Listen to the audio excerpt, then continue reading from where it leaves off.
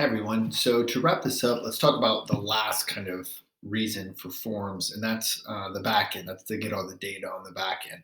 So what we're going to do is we have a form right here. This is a little quiz for statements from Act One, Scene One of what I believe is Romeo and Juliet for Mythbusters. So this isn't a perfect example of like a flipped classroom or an assessment, a formative assessment, but it's a Mythbusters, so a true or false, and there's 5 questions. So I'm going to go ahead and just answer these real quick, all confirm. Just going to go through here. And that could be what a student did, right? So really easy to do. I read the questions. Princess blah, blah, blah, stops a fight, orders it to. I'll say that's actually false. Then I'm going to hit submit. So now what's cool is I can view the score. So as a student now I can see, okay, well, let me see what other score I've got, right? And so I can see what I got correct, what I got wrong, what the correct answer is, my total points.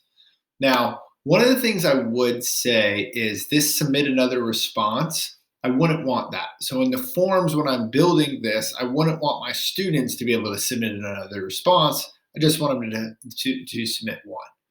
And when you assign that through whatever your LMS system is, it should only allow them to submit one because it will have that grade by email already checked off. Now, what I want to really get into is, so now that I've completed that and we see that student side, I want to come over here and I want to look at the responses. So right now I have 10 responses, and this is one way that we can view the data.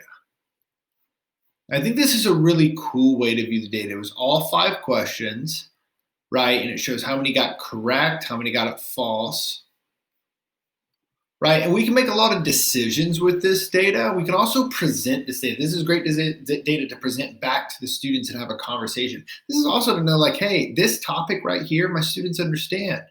This topic, my students understand. This topic, the majority of my students understand. Okay, maybe this topic right here, topic number 4, this is this topic I need to focus most of my remedial teaching on, whatever it may be. So I think these are really great things. Now, that being said, this might not be the way you want to use your form. And so you might, the data might come in a way that isn't as useful for you in the responses. Right now, if you're looking for it to get ported in a grade when you build the quiz out through whatever your LMS systems, that's how it's going to get ported back into an actual grade. When if you make it an automated score, but there's always the raw data, and so the raw data is located right here in the view responses and sheets.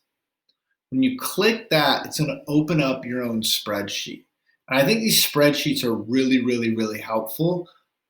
This is raw data.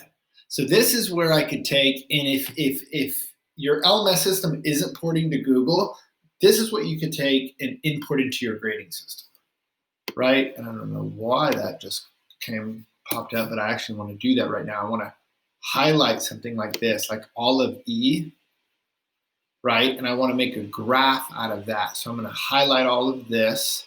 And this is a whole nother course, but I just want to show we can take the raw data. And where is that at? I'm going to go to boom, insert chart. We can take the raw data and we can make our own charts for it.